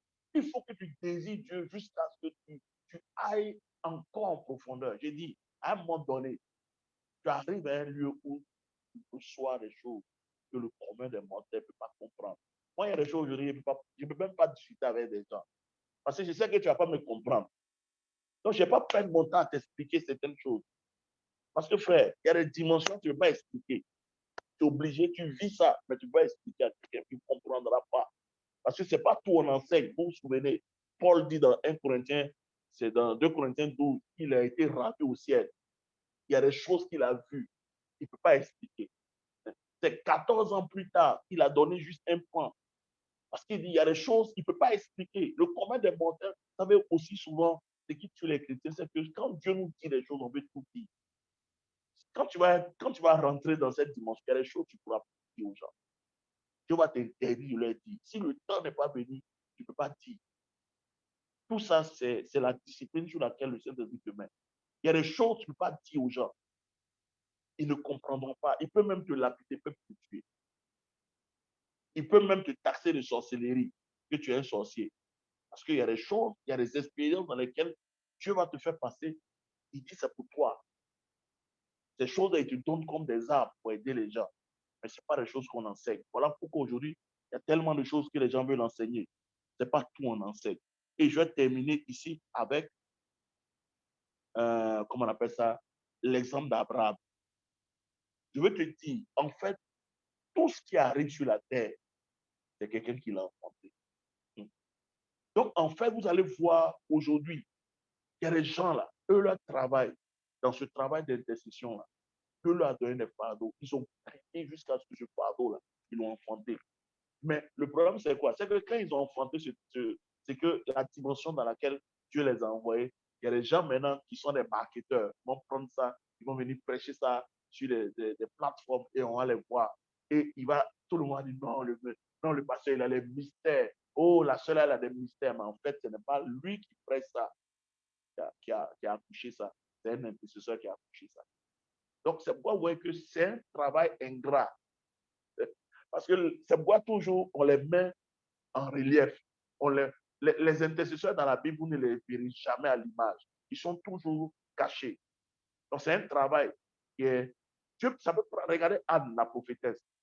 Ça a pris toute sa vie. Quand son mari est décédé, elle n'a pas voulu se marier. Elle est rentrée dans le ministère jusqu'à ce qu'elle ait près de 80 et quelques années.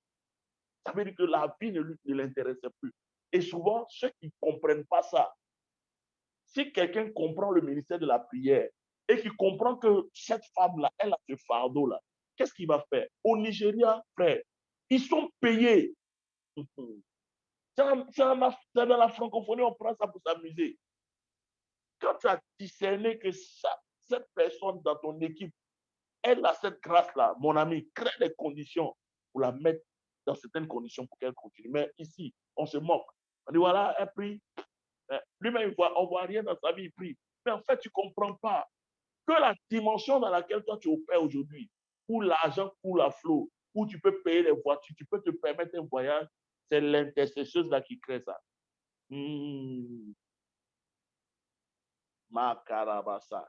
C'est pourquoi vous allez voir des pasteurs qui ne jouent pas avec leurs intercesseurs. Frère, vous savez, frère, il faut qu'on monte, hein? Il faut que Dieu nous aide. Hein? Ah, je vous dis que il faut que Dieu nous aide. Un pasteur qui comprend ça ne va pas jouer avec ses intercesseurs. Il saura que, en fait, lui, il n'est que celui que Dieu a mis sur, c'est lui qui doit être visible. Je vous dis, j'ai acheté un livre là, au Ghana, mais quand je l'ai lu, j'ai ri mon Dieu. Vous connaissez Billy Graham. Billy Graham est connu, mais personne ne savait. Il y a un monsieur dans le secret. C'est lui qui écrivait les messages de Billy Graham. Quand il a vu, c'est dit, Seigneur, Billy Graham prêche des messages, mais c'est son collaborateur. On n'a jamais parlé de personne ne connaît son nom. C'est lui qui écrivait les messages de Billy Graham. Mais quand il est prêché, le monde entier est bouleversé.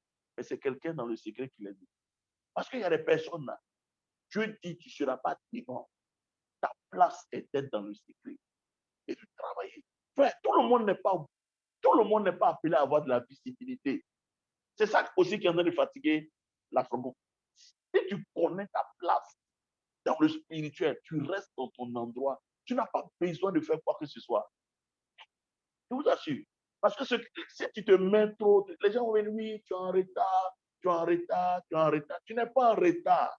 C'est le ministère de fardeau là qui fait ça. Parce que tu peux être sur un fardeau pendant des années, en train de gérer le fardeau. Voilà parce que quelqu'un qui porte un fardeau, sa course est ralentie. Il n'a pas une course rapide. Donc, certaines personnes peuvent penser que tu es en retard, alors que toi, dans le spirituel, tu es en train de gérer le fardeau qui est dans le cœur du papa. Je prie pour quelqu'un ce soir, que Dieu t'envoie à cette dimension. Et puis, on va terminer ce soir par le cas de Abraham. Abraham, là, si vous lisez bien la Bible, vous allez vous rendre compte qu'Abraham était un gardien. Je vais continuer, mais je vais m'arrêter là ce soir. Abraham était un gardien, un intercesseur. C'est pourquoi quand les 3 personnes sont rentrées sur le territoire, Abraham les a interceptés. La Bible dit il faisait chaud et Abraham était dans sa tente et il regarde 3 personnes qui arrivent. Frères et sœurs, ces personnes étaient des anges. Il y avait Dieu parmi eux. Comment Abraham a pu les percevoir? Ça veut dire que quand tu es un gardien, rien ne peut rentrer dans ton territoire sans que tu ne le saches.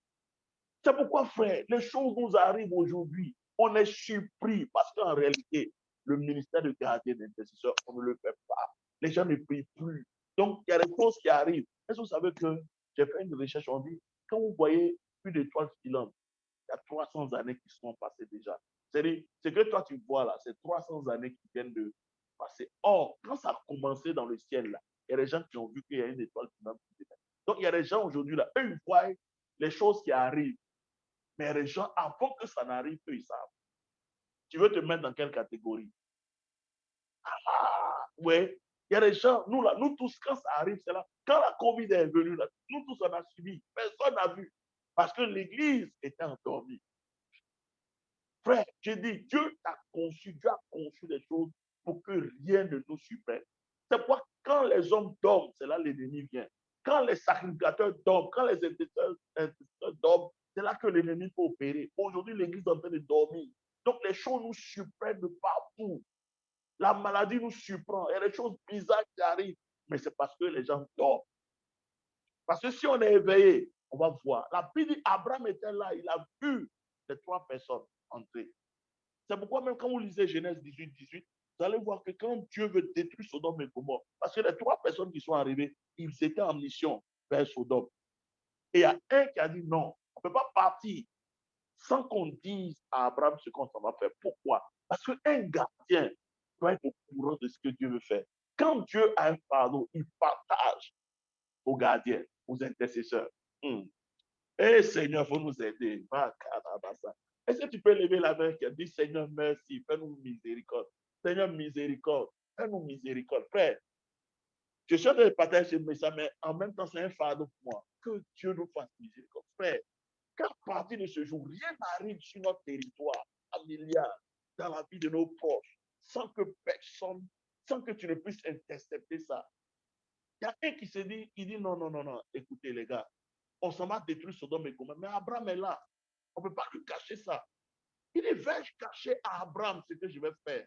On ne peut pas cacher à un intercesseur. C'est un fardeau pour le faire. Donc, il doit trouver quelqu'un à qui partager ses fardeaux. Je prie pour toi ce soir, que tu sois la personne, que Dieu trouve digne de partager ses fardeaux. Tout ce qui doit arriver en Côte d'Ivoire, en France, en Autriche, partout où vous êtes, en Suisse, au Cameroun, partout où vous êtes, que Dieu puisse vous avertir avant que ça n'arrive. Et il partage ça à Abraham. Et Abraham commence à intercéder. C'est là maintenant Abraham commence à marchander. Mais en fait, si vous regardez, Dieu voulait ça. Dieu a trouvé quelqu'un à qui il voulait partager ce fardeau. Et Abraham a intercédé jusqu'à c'est l'intercession d'Abraham qui a fait que Dieu a sauvé l'autre.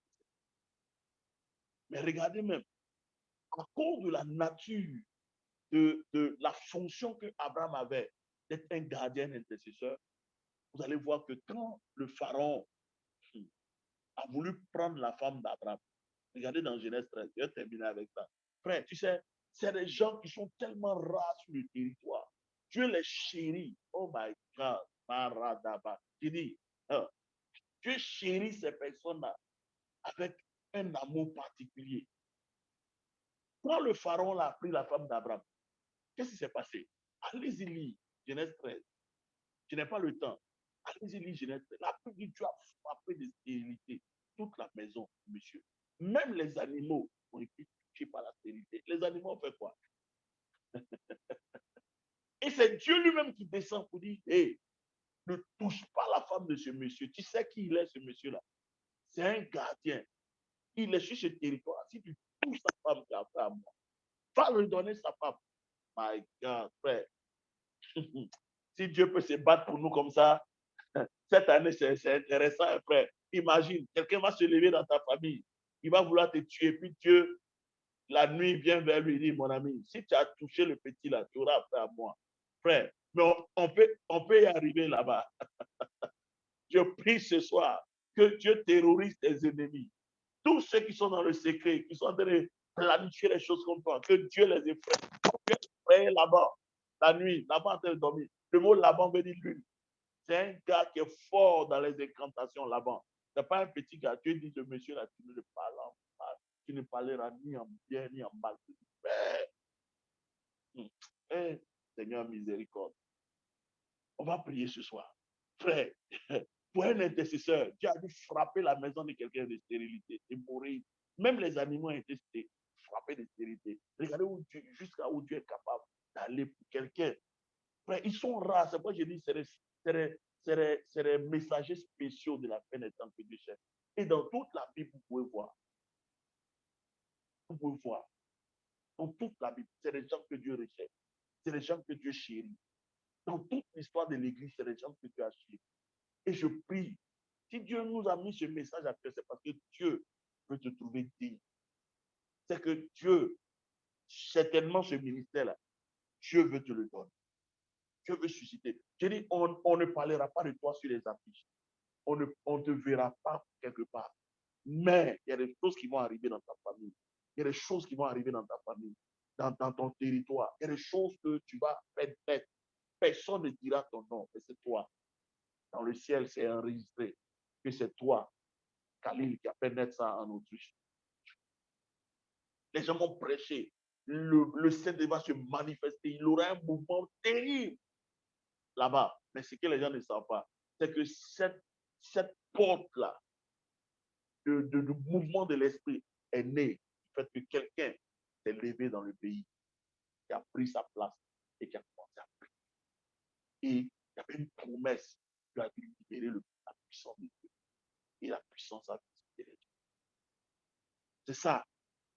Moi, j'ai dit à Dieu, je veux être plus populaire là-bas. Je vous assure. Depuis que j'ai commencé à comprendre un certain nombre de choses, je dis, mon cœur n'est pas dans les choses matérielles. Ça ne me dit plus rien. La seule chose que je veux là, c'est de connaître Dieu. Il dit, Seigneur, Saint-Esprit, donne-moi d'aller encore en profondeur. Je peux encore pousser. J'ai fait de ces choses. Je veux découvrir. Je veux être un ami des esprits. Oh, que d'être un ami des gens du monde. Dieu va te séparer, mais tu n'auras même plus d'amis. Les gens vont te trouver bizarre. Toi, là même, on ne comprend pas. On parle des ballons, ça te dirait. On parle de ça te dirait. C'est ça. Toi, tu es en train de traiter les générations à venir. Dans ta tour de contrôle, tu traites ce qui va arriver dans 5 ans. Tu traites, tu peux être ici et puis prédire ce qui va arriver dans 20 ans. Il y a des gens qui sont morts, qui sont partis, mais qui ont prédit ce que Dieu allait faire dans 20 ans. Le mouvement de l'esprit que nous sommes en train de vivre aujourd'hui, dans les années à la péninsule, c'est des gens qui ont prédit ça. Ils sont partis avant de partir, ils disent voilà ce que Dieu dit va faire dans le futur. Et nous sommes en train de vivre ça. Donc aujourd'hui, quels sont les hommes de Dieu qui sont en train de prédire ce qui va venir dans le futur? Parce que on a abandonné ce ministère de la sainteté. Parce que s'il n'y a pas ce ministère, tu ne peux pas exercer ton ministère de roi. C'est le ministère de la sanctificature qui établit ta royauté, qui établit ta domination. On va prier ce soir. Je veux qu'on dise Seigneur miséricorde. Frère, j'espère que Dieu a pu, par ma voix, déposer son pardon dans ton cœur pour dire Dieu recherche des hommes et des femmes de prière pour que rien n'arrive sur nos territoires, rien n'arrive dans nos familles. Je vous assure, quand Dieu voit les gens mourir avant leur temps, les gens, il y a tellement de calamités, Dieu la mal. Mais cette douleur que Dieu a là, il va la partager avec. Quand il vient, il tape à ta porte, il dort. Minuit, on te réveille même pour être en train de ronfler. 1 heure du matin, tu es en train de ronfler. Dieu est là, il dit, bon, on va faire comment? Donc, si Dieu trouve quelqu'un, c'est quoi, frère? Je vous dis, qualifions-nous. Parce que c'est en nous qualifiant, en nous rendant indispensables. C'est-à-dire indispensable pour Dieu. Mais indispensable, c'est indispensable. Quand nous nous rendons indispensables aux yeux de Dieu, c'est-à-dire que quand nous devenons des pièces maîtresses dans le plan de Dieu, frère, je vous assure, c'est la clé de la longévité. Parce que quand tu es utile pour Dieu, Dieu n'aime pas faire de gaspillage. Imagine tout ce que Dieu est en train de partager avec nous aujourd'hui. Tu penses que Dieu va venir faire un investissement zéro? Non. Dieu n'investit, il n'investit pas partout comme ça, non. S'il investit, il prend le temps pour nous parler de ces choses-là, c'est parce que notre vie a de la valeur. Donc, celui qui va s'ouvrir et qui va commencer à dire, Seigneur, me voici, envoie-moi.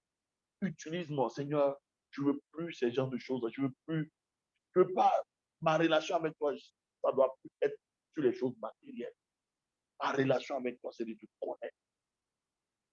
C'est de me connecter pour que tes plans et tes desseins s'accomplit sur cette terre. Seigneur, je sais que tu as des fardeaux. Je sais que tu as des besoins dans ton cœur. Je sais que tu as aussi des envies. Tu veux faire certaines choses, mais tu n'as pas fait. Seigneur, ce soir, me voici. Je veux être le bras. Je veux être ta bouche. Je veux être tes yeux. Seigneur, utilise-moi. Est-ce qu'on peut prier comme ça au Seigneur ce soir? Dis, Seigneur, pardonne-moi parce que j'ai été distrait. Pardonne-moi parce que j'ai cherché à vivre ma propre vie, à vivre mes propres intérêts. Mais aujourd'hui, je veux me disposer, Seigneur. Que tu m'utilises, Seigneur, pour implémenter, pour que tes plans et tes desseins s'accomplissent sur cette terre. Tu as établi Adam pour qu'il puisse cultiver et garder le jardin. Pour que, Seigneur, son pays, sa famille soit en harmonie avec ce qui est dans le ciel. Pour que tout ce que tu as comme plan dans le ciel puisse s'accomplir pour sa génération.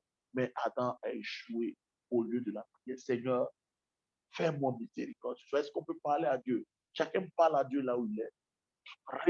Répondons-nous ce soir pour toutes les fois où notre cœur a été sur les choses. Frère, souvent, c'est pourquoi quand tu t'approches de Dieu, que tu pries, tu vas te rendre compte que Dieu est là à faire certaines choses parce qu'en réalité, Dieu veut. Ce n'est pas ça que Dieu recherche. Il te cherche toi. Il veut que tu montes avec lui jusqu'à ce que tu arrives à être. Parfois, moi, aujourd'hui, je ne me décourage jamais quand au début, je me décourage. Mais Seigneur, je prie, je vois. Et quand Dieu m'a expliqué, oh, Seigneur, pardonne-moi. Je ne viendrai plus dans ta présence pour chercher quelque chose. Je vais venir prier. Je me réjouis d'être dans ta présence. À tes pieds, Seigneur, je suis content d'être dans la présence. Ça fait que quand l'heure où je dois prier arrive, frère, quelque chose se passe en moi, il faut que je sois au rendez-vous. Et quand j'arrive là-bas, le Saint-Esprit est là. Quand je ouvre la bouche nette, l'Esprit de Dieu commence à descendre sur moi. Parce qu'il y a un code que j'ai avec lui. Quand je dis ça net là, c'est fini. Tout le reste là, c'est je suis ailleurs.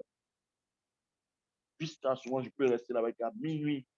Je descends, je vais prier avec mes enfants, ma femme, et puis après, je continue à prier. Mais c'est des moments d'excellence. C'est des moments de. Je te dis que je prends plus plaisir à ça que même après. Je prends plus plaisir à. J'ai dit à Dieu, dit Seigneur, c'est le meilleur moment de la journée. Ta présence, c'est le lieu où je me sens le plus à l'aise. Mais je veux encore grandir dedans. Je veux encore aller en. Si tu veux ça, on va prier ensemble. Ce soir, je ne veux pas prier, frère. Je te dis, la solution se trouve avec Dieu. Si tu pousses à un moment donné, Dieu va te donner les clés et tu vas opérer comme tu veux. Alléluia. Prions. Rabashatalaba. Seigneur, ce soir, nous avons entendu ta parole. Merci pour la responsabilité devant laquelle tu nous places. Seigneur, je prie que cette parole ne tombe pas dans l'oreille du sourd, que cette parole tombe dans les cœurs et dans les terres fertiles, afin que, Seigneur, au travers de cette parole, il suscite des hommes et des femmes de prière, des gardiens pour leurs familles, des gardiens pour leurs enfants, des gardiens pour leur société, des gardiens pour cette nation, la Côte d'Ivoire, afin que, papa, les échéances qui arrivent, papa, il n'est rien que Satan fasse pour encore égorger des personnes, pour encore détruire la jeunesse. Seigneur, donne-nous de nous tenir dans ta présence. Donne-nous tes fardeaux ce soir, afin de pouvoir crier à toi, afin de voir les dimensions nettes dans nos familles, afin de voir les choses changer dans notre nation, afin de voir les choses changer autour de nous. Seigneur, tu es capable. La Bible déclare que tu es le Père hier, aujourd'hui et éternellement.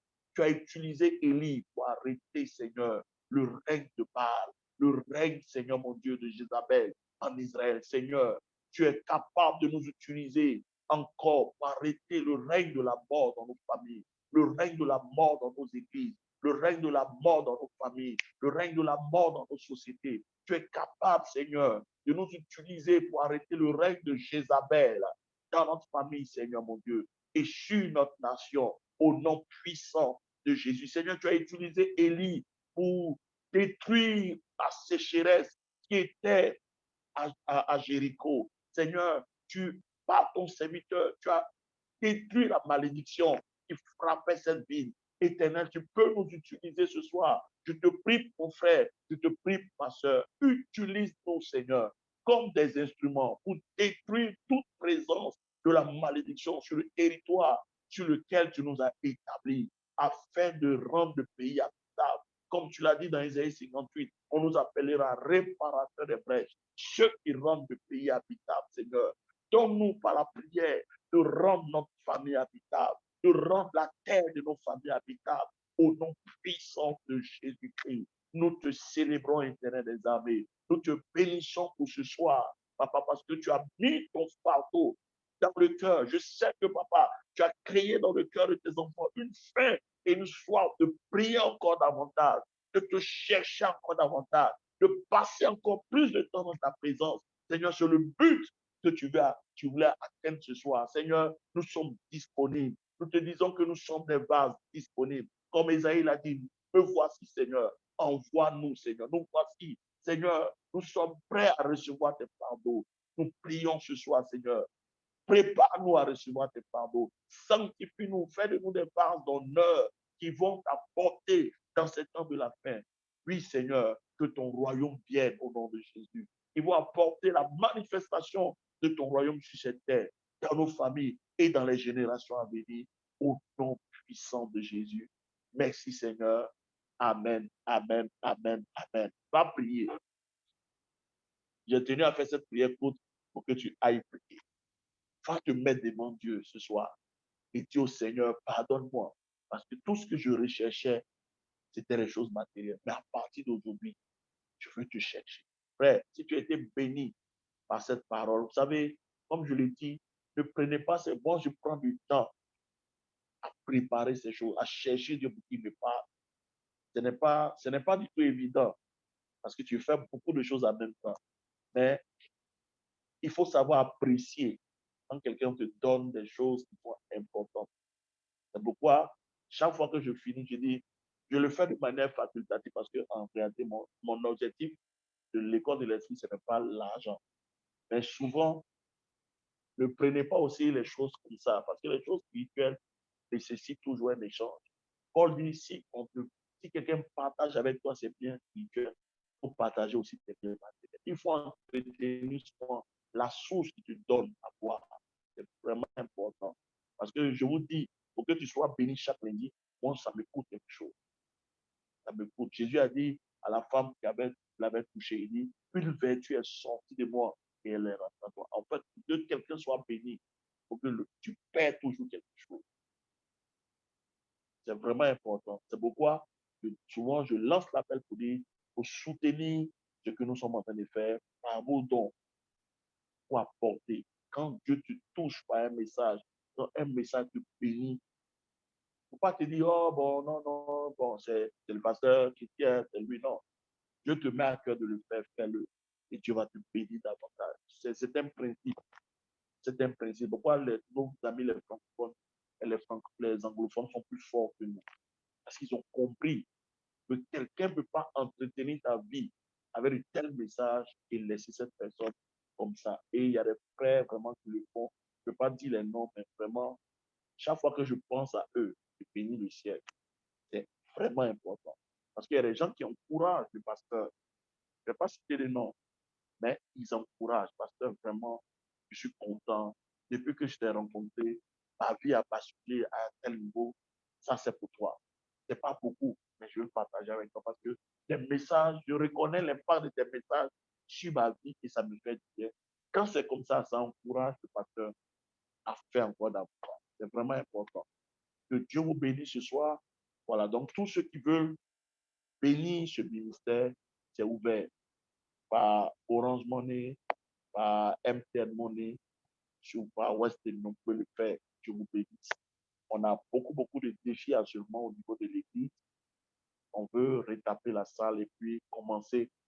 Comme je l'ai dit, j'ai besoin d'un portable. Les fils là m'ont dit, ils ont besoin d'un portable. Le portable coûte 140 000.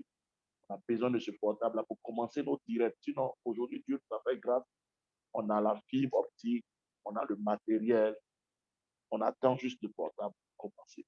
Donc, que Dieu vous bénisse abondamment. Donc, tous ceux qui veulent nous aider dans ce sens-là, moi, en tant que pasteur, en tant que fidèle, l'Église, voilà, tout ce que Dieu vous mettra à cœur, faites-le, que Dieu vous bénisse. Et puis, on a lundi prochain, je le crois, par la grâce de Dieu, on a lundi prochain. Lundi prochain, c'est mon anniversaire, donc que le nom du Seigneur soit béni. Donc, on va prier, on va encore aller dans une autre dimension de la parole.